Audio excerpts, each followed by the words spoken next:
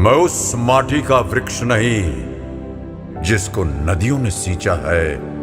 बंजर माटी में पल कर मैंने मृत्यु से जीवन खींचा है। मैं पत्थर पर लिखी इबारत हूं। मैं पत्थर पर लिखी इबारत हूं। शीशे से कब तक तोड़ोगे?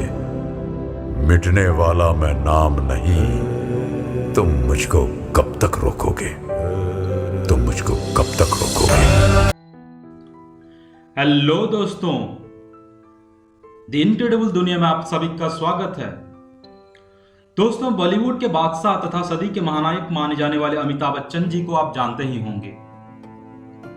अपने जीवन में बच्चन साहब ने जो दौलत, शोहरत या इज्जत कमाया है और जिस मुकाम पे पहुंचे हैं, शायद ही किसी की बस की बात है। लेकिन दोस्तों, आज उनकी इस सक्सेस के पीछे कितनी मेहनत, लगन, त्याग और तपस्या है, शायद बहुत कम ही लोग जानते हैं। तो दोस्तों, आज हम बच्चन साहब के जीरो से लेकर हीरो बनने की सफर तक जो उन्होंने तय किया है उसको समझने की कोशिश करेंगे।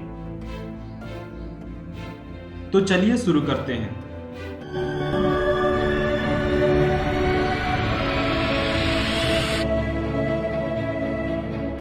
Subscribe now and press the bell icon.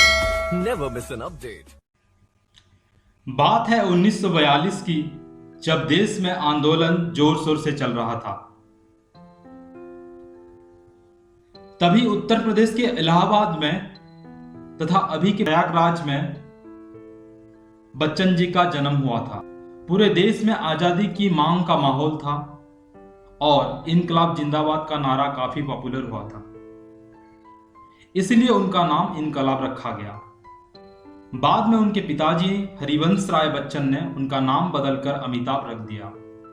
एक आम बच्चे की तरह उनकी पढ़ाई सेंट मैरी स्कूल इलाहाबाद में हुई और उसके बाद सियरहुड कॉलेज नैनीताल में। कॉलेज के दौरान अमिताभ जी थिएटर, नाटकों आदि में बहुत रुचि रखते थे। उसके बाद उन्होंने किरोड़ीमाल कॉलेज न्यू दिल्ली से बीएससी कंप्लीट किया। बीएससी की पढ़ाई खत्म होने के बाद बच्चन साहब का संघर्ष का जीवन शुरू हुआ, जब वह एक नौकरी के लिए इधर उधर भटकते थे। उन्होंने ऑल इंडिया रेडियो में वॉइस ओवर आर्टिस्ट के लिए अप्लाई किया, लेकिन इंटरव्यू में रिजेक्ट हो गए। जिसका आवाज का पूरी दुनिया कायल है, उसी आवाज को मोटा और भद्दा कहा गया। उसके बाद बच्चन साहब कोलकाता चले गए और 5 साल तक छोटी मोटी प्राइवेट जॉब करी। अमिताभ एक एनडीटीवी के इंटरव्यू में बताते हैं कि उन्होंने 45-50 रुपए का सैलरी के लिए भी वॉइस ओवर आर्टिस्ट का काम किया है। एक्टिंग में करियर आजमाने के लिए 1968 में मुंबई चले गए। उनको पहली फिल्म भुवन सोम में काम मिला, लेकिन ये वॉइस ओवर आर्टिस्ट के लिए उनको काम मिला, ना कि एक्टर के लिए। उसके बाद ख्वाजा अहमद के फिल्म सात हिंदुस्तानी में उन्होंने पहली बार एक एक्टर के तौर पर काम किया। उसके बाद उन्होंने बॉम्बे टॉकीज, परवाना जैसे कुछ मूवी किया जो पूरी फ्लॉप रहा। उनका पहला मूवी सात हिंदुस्तानी भी फ्लॉप ही रहा था। उनको एक पहचान तभी मिली जब उन्होंने 1971 में आनंद मूवी में राजेश खन्ना के साथ सपोर्टिंग रोल का काम किया, लेकिन उसके बाद से कुछ वक्त स्थिति वैसे की ही रही जैसे पहले थी। लेकिन 1973 में जंजीर मूवी में उनका एंग्री यंग मैन का कैरेक्टर काफी पसंद किया गया, जो बच्चन साहब का करियर का एक माइलस्टोन है।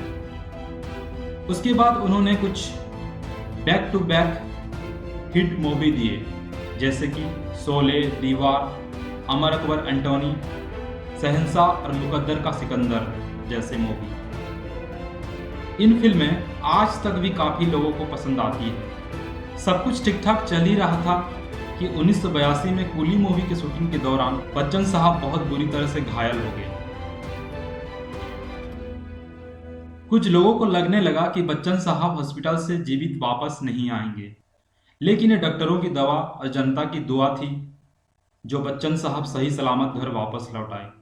इस घटना की वजह से कोली मूवी काफी चर्चित में रहा और सुपरहिट हो गई।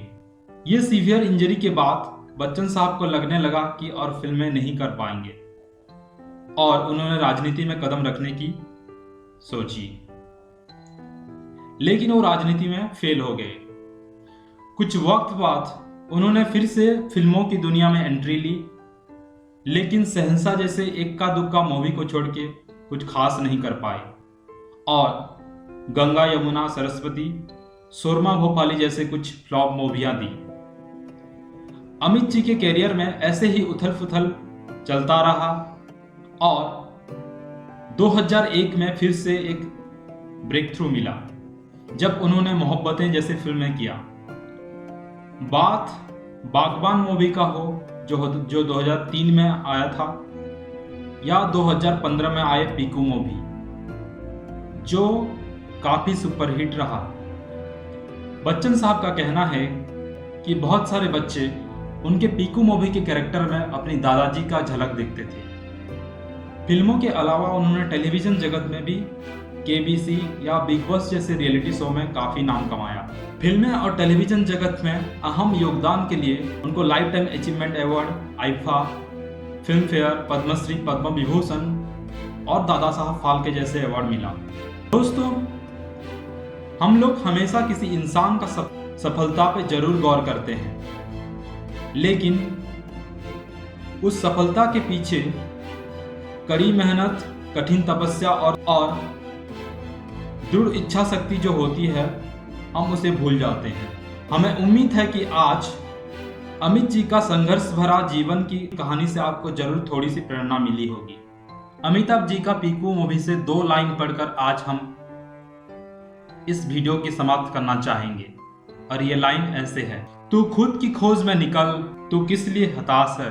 तू खुद की खोज में निकल, तू किस लिए हताश है।